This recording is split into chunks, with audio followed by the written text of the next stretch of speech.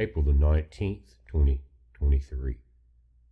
Information coming out this afternoon, and they've been talking about it for a few weeks, but it goes into effect May the 1st, just a little over a month away. And it's the nation going from socialism into communism. And what they're doing here, and it's a double trick. I'll explain, but it says a new rule from the Biden administration will force home buyers with good credit scores to pay higher mortgage rates in order to do what? Subsidize loans to those with riskier borrowing profiles, coming out of the Washington Times. The fee, which will apply to those buying or refinances homes after May 1st, will affect home buyers with a credit score of 680 or higher. So now the way that communism works and brings everybody down to the same level, you pay more, you got better credit, they're going to take more of your money, you're going to pay more, you're going to subsidize more to homeowners. And the trick is this: they know these folks can't afford to keep those homes. Once you help pay for it to get them into it, they're going to lose them. Who's going to step in and who's going to own all this property? The banks are, but you're going to subsidize that. So, and they're going to paint the pig's face with the approach of helping everyone that needs to get a home. And I wonder how many of these will apply to folks coming across the southern border. We don't know that yet. But guys, it is anytime the government says we're here to help you get into a home, you better run, because not only are the lower income people going to lose their down payment, even though you help subsidize it, but it's going to put you in a position to hire notes. If jobs get bad, you lose yours. So what happens? The banks get all the property. That's what they're pushing this for. They don't say that here, but don't let them fool you. That's what they're doing.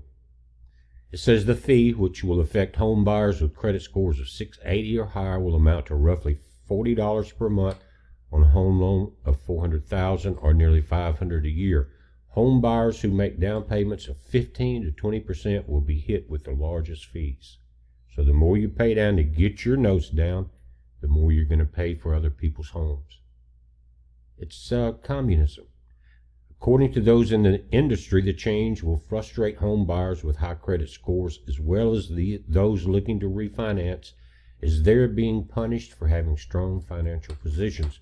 The folks that have worked hard, good credit score, paid your bills on time, you're about to be penalized. And again, it's a ploy to hurt you, but in the end game, it's to take all the properties. The changes do not make sense. Penalizing borrowers with larger down payments and credit scores will not go over well. And this is coming from Ian Wright, a senior loan officer at Bay Equity Home Loans in the San Francisco Bay Area. So if you know one of these libtarded bankers are worried about it, how it's going to press or how it's going to affect the rest of the nation and the other banks, but they're all in it for the same thing.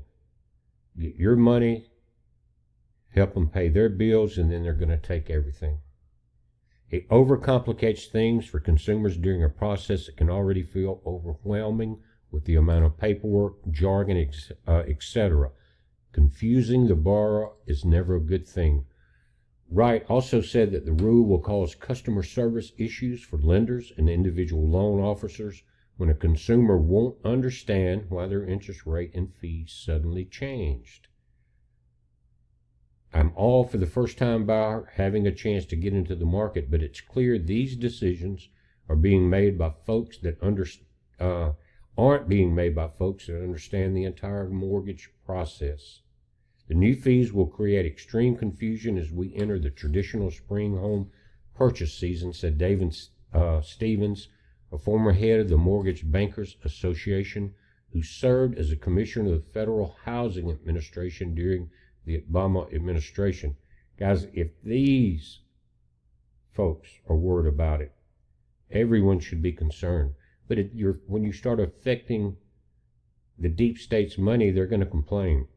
This confusing approach won't work, and more importantly, couldn't come at a worse time for an industry struggling to get back on its feet.